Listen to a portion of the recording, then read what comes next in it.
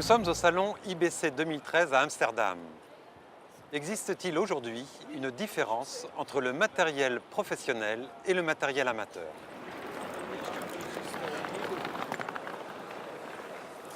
Pour faire cette enquête, je me suis équipé d'un smartphone, de l'adaptateur image et son pour faire le reportage, d'une lumière d'appoint, d'un micro-cravate et enfin d'un stabilisateur. Pendant cette réalisation, je vais être suivi par une équipe qui va assurer le making-of. Les images tournées avec le smartphone sont signalées et détourées en gris. Ainsi, tout au long de cette enquête, nous allons voir les avantages et les inconvénients d'un reportage réalisé avec un téléphone portable.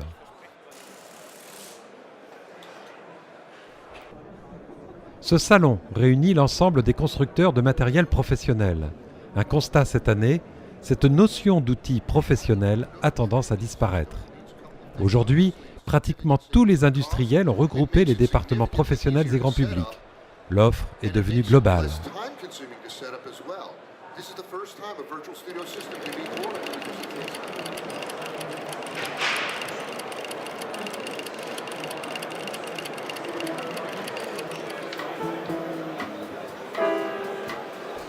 Un argument de vente majeur à l'IBC, la connexion directe des caméras. Ce qui est arrivé de nouveau dans le domaine professionnel, c'est l'immédiateté de la mise à disposition des contenus.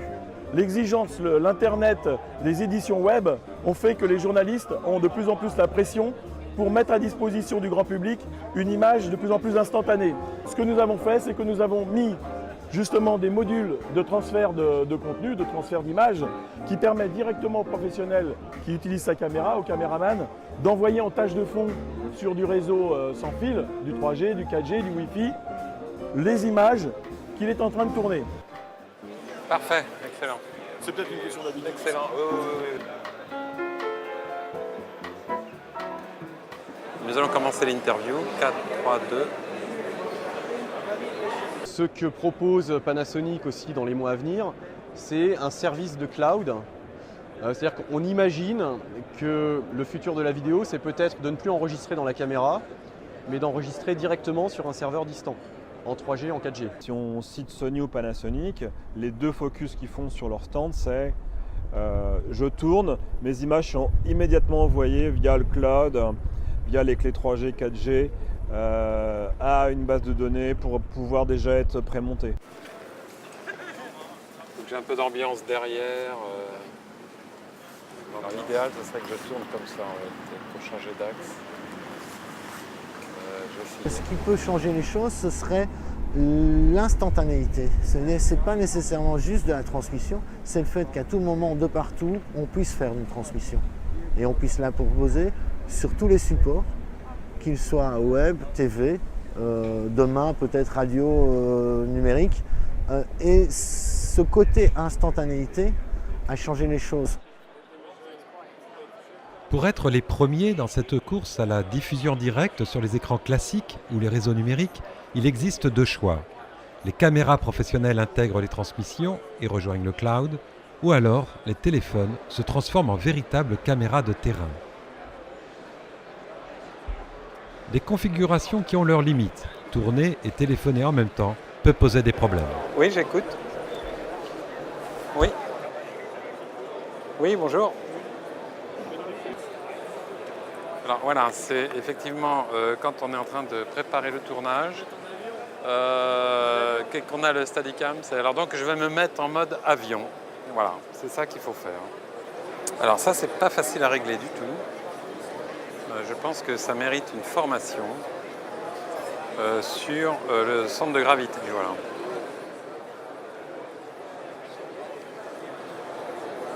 Alors, est-ce que j'ai l'horizontale vraiment là ou pas? Et voilà. Et là, je peux cadrer. Voilà. Donc je vais me mettre en mode caméra. Un artiste peut très bien décider de faire un tournage avec des moyens extrêmement dynamiques, extrêmement légers, comme par exemple ce qu'on est capable de proposer aujourd'hui, une caméra, un appareil photo plus exactement, intégré dans un objectif qui communique avec un smartphone. Ça s'installe directement dessus et on transforme son outil de poche, son moyen de communication, sa tablette, en appareil photo. Ça, c'est la tendance pour le grand public aujourd'hui. Mais en réalité, c'est une vraie connectivité sans fil. C'est-à-dire que les deux modules sont complètement dissociés. Et la valeur ajoutée, eh ben, c'est la commodité. Il suffit juste de choquer les deux produits et l'un se connecte à l'autre. Je vais être très honnête avec vous, j'aime pas voir ça. Pourquoi? Parce que ça détruit un petit peu notre métier aussi, hein, c'est clair. Et JVC est un fabricant de caméras historiques en grand public. Hein. Il est directement touché par ce genre de concurrence.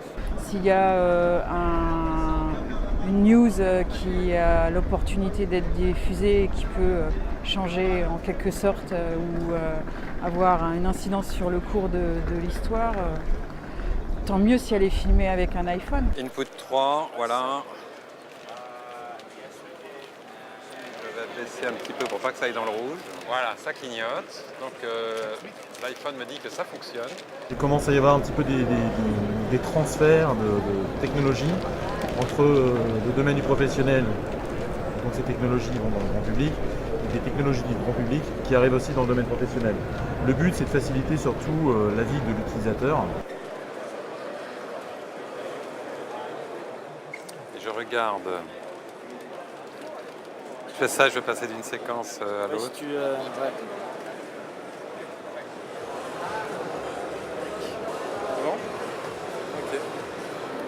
Les professionnels, quand ils ont eu la GoPro, ils se sont dit ça y est, je vais pouvoir faire des plans que je ne pouvais pas forcément faire avec mes autres caméras. Et le grand public aussi, ils se sont dit on va pouvoir la placer quelque part, dans des endroits qu'on n'aurait pas pu confiner et ainsi de suite. Et ce qui a permis du coup d'avoir de nouveaux plans qu'on a peut-être des fois jamais fait, ou des plans qui auraient été très difficiles à faire avec une autre caméra. Et c'est ça qui du coup a fait que GoPro aussi s'est fait connaître, c'est d'avoir des plans aussi variés. 1, 2, 3. Go, go, go, go, go, go. 1, 2, 3. Go, go, go, go, go. Who wants one of these?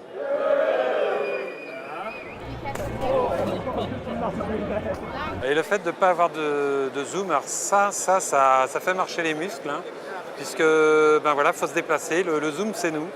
Donc faut avancer comme ça, faire des gros plans, faire le point donnant un petit coup sur le nez, et puis reculer comme ça, et faire des mouvements. En fait, c'est l'homme-machine, quoi.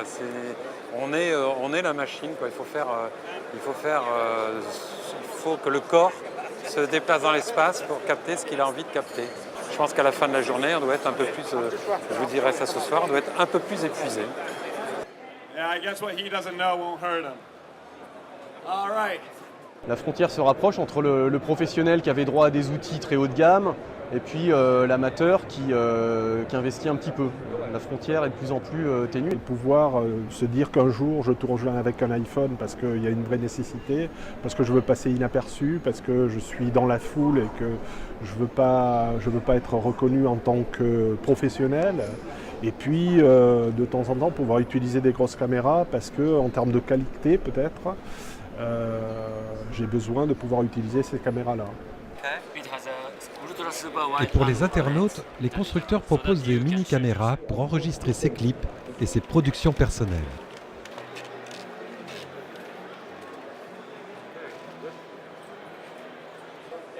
Au même moment, les constructeurs cherchent à la fois à alléger les caméras classiques et à développer des caméras 4K très haute définition. Cette stratégie de conquête exige des moyens chez les producteurs comme chez les téléspectateurs. Faire une image de très grande qualité n'est pas à la portée de toutes les bourses.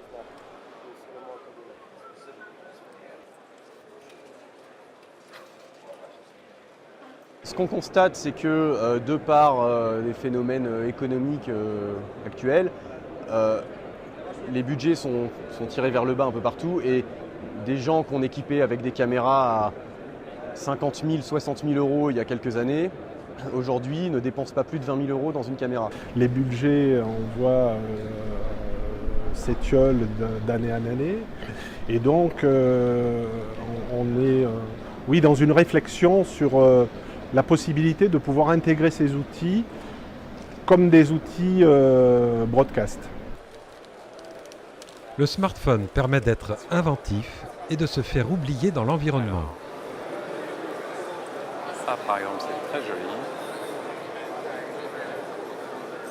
Mais il a ses limites. Nous l'avons constaté durant ce tournage. Maîtriser la lumière et la prise de son est encore difficile. Hein, il ne me voit pas, il me voit avec un truc, mais ça ne perturbe pas plus que ça. En tout cas, ils ne sont pas en train d'interrompre leur conversation, ça c'est clair. Je serais qu'une caméra, ils le feraient. Donc je pense qu'avec ça, vraiment, il y a une intimité beaucoup plus forte, beaucoup plus une discrétion. Voilà, c'est pas de la caméra secrète, c'est la caméra discrète. Ils ne me voient pas, quoi.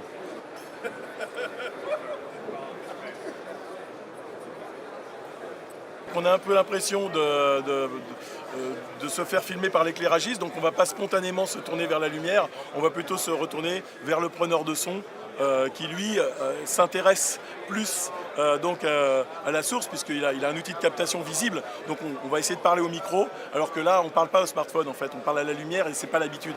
Là j'ai tout, j'ai mon micro, le micro branché là-bas. Je pense que ça stresse un peu moins, effectivement. Contrairement à une grosse caméra qui est devant vous, c'est peut-être un peu plus à l'aise. Ouais.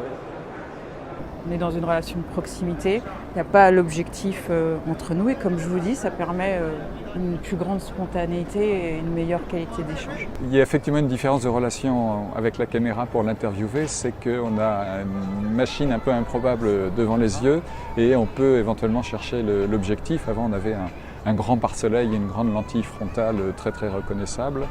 Alors que là, on peut éventuellement, devant le petit appareil qu'on a devant les yeux, chercher l'objectif et pas savoir où regarder. C'est parfait, très bien. Très bien. Non, c'est très bien.